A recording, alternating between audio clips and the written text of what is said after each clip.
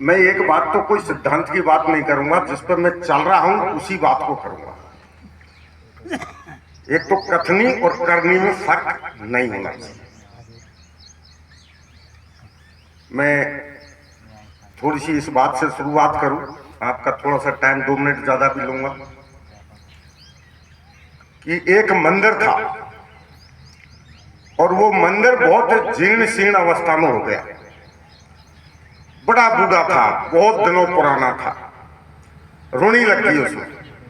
लोग निकलते थे तो भाग के निकलते थे कि कहीं ये मंदिर की दीवार नहीं गिर जाए। सोचते सोचते उसकी ट्रस्ट वालों ने सोचा कि इसका पुनर्निर्माण हो, दूसरा मंदिर बनाया जाए, भाई किसी दिन कोई बड़ी हानि हो जाएगी। आपको यही महापंचायत आज से 20-25 साल बाद करनी पड़ेगी। आपको कुरीति साफ ही करनी पड़ेगी पूरी तरीके से। इसका पहला बिंदु मैं जिस पर मैं चल रहा हूं, और मैं आज से 30 वर्ष पूर्व से 35 वर्ष पूर्व से चल रहा हूं, और मैं नहीं, मेरे साथ 50 परिवार भी चल रहे, 30-35 वर्ष। हमारे मान्यवर महोदय अभी बोले मेरे जो पूर्व वक्ता के दहेज देना और लेना चाहिए। आप बुरा माने या भला माने, डॉक्टर की गोली तो कड़वी होती है भाई। ये दहेज की कड़ी दो परिवारों की एक टकराव की कड़ी है, और इसके मैं ये मानता हूं कि इसको तोड़ने की हिम्मत आप में नहीं है। शिव जी को धनुष तो भाई राम ने तोड़ो, हर किसी पर तोड़ने की बात नहीं है। आप कहते हो कि भाई बेटी को दहेज देना चाहिए, मैं भी इसमें हूं सहमत, लेकिन ऐसे दहेज तुम जैसे दे रहे हो ना, ऊंचे बने बने, ये काम करना, इससे गरीब आदमी चक्की में पिस गया।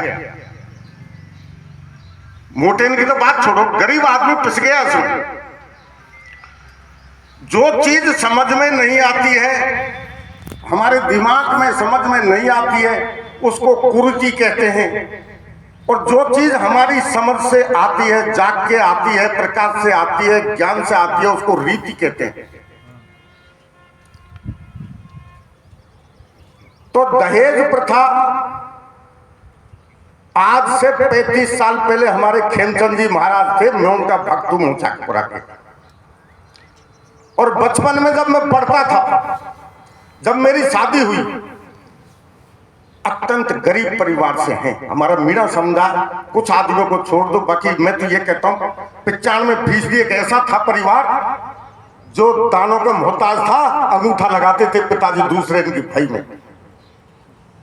उस समय जब मेरी शादी हुई थी तो मेरे घर वाले इधर उधर कुछ बच्चों से छुप के भी कुछ सौदा करते हैं कि भाई कहीं से कर्जा लाना है, जेवर बनवाना है। मुझे धीरे, मैं कॉलेज का स्टूडेंट था उस समय, मैंने कही कि ये क्या है, क्या कायम लग रहा हो दादा? तो माने कि बेटा मैं थोड़ा जेवर एवर के लिए गया पैसे वैसे लेने। मैं इतना जरूर समझता था कि मैं गरीब हूं। मैं किताब पढ़ता था तो मैं ये भी समझता था कि मेरी माँ पे एक लुगड़ी एक घाघरी है, मैं समझता था इसको। मैंने तय किया, मेरे माँ बाप से कहा किसी पर कर्ज लेना नहीं जाओगे, वहां पे सूचना भिजवा दो कि जेवर की व्यवस्था हमारे पास नहीं है, जेवर से अगर तेरे सौदा किया हो तो हमारी बारात नहीं आएगी, मेरे से सौदा किया है तो मैं आ सकता हूं। अंततः वो जेवर नहीं बना, मैं बिना जेवर के ही गया।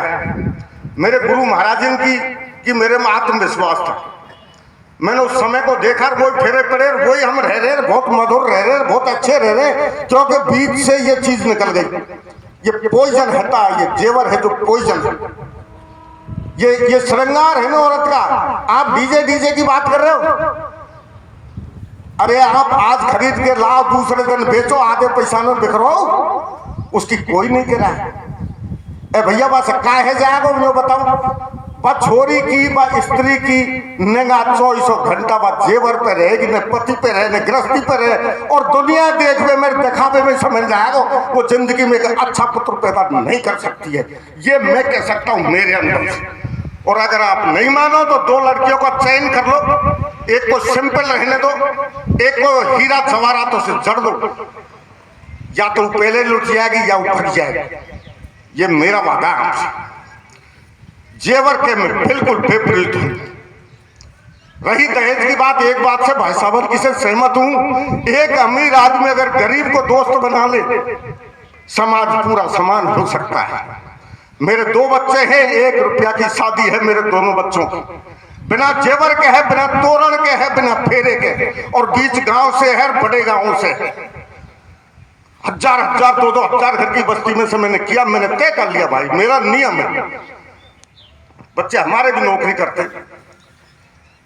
4 साल तक मेरे बच्चे की शादी नहीं हुई। क्यों नहीं हुई? तो कोई आता था, भैया छोरा की शादी करेगो, करूंगा भैया। कैसे करेगो? फेरा नहीं, तोरण नहीं, जेवर नहीं, और जैसा तेरा पानी है वो पिला देना। वो थोड़ी देर मेरे पास रुकते और भाग जाते। ऐसा तो हो ही नहीं सकता। 4 साल लगे, एक बंदे ने हिम्मत करी। मैंने कहा भैया ऐसा नहीं हो जो तेरे गांव में तू फेरा पड़वार पीछे जूता से ताकत से तू फेरा पार दे मां, तो ये बंगाल महासंग्राम हो जाएगा।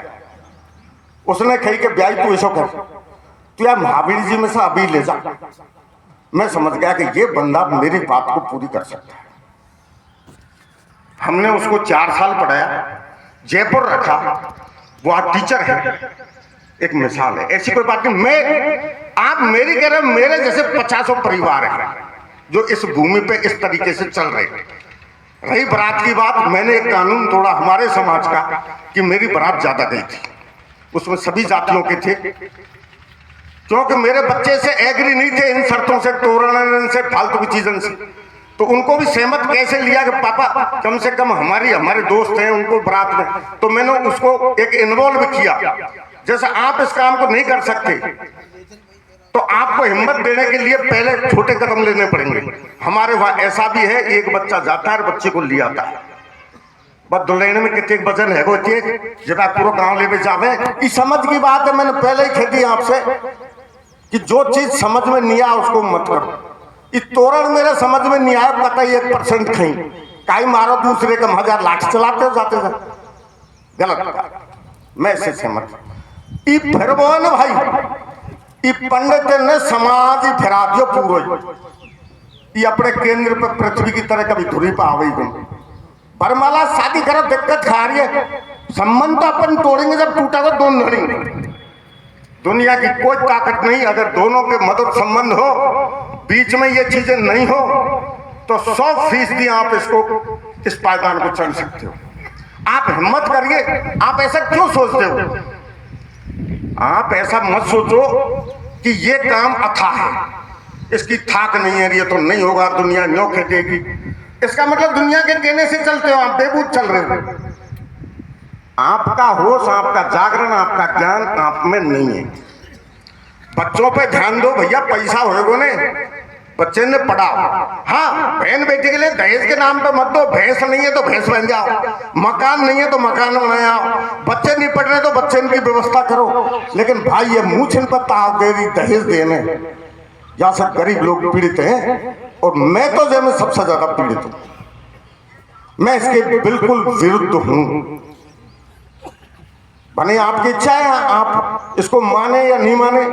बाकी ये 14 रत्न कैडर दिए ना समंदर में से, इनने तो हमारे बालक छुरट माने हैं। ये नॉर्मल फैन में क्या दिन की रात की जगह दिन में चल जाएंगे क्या है वो बस।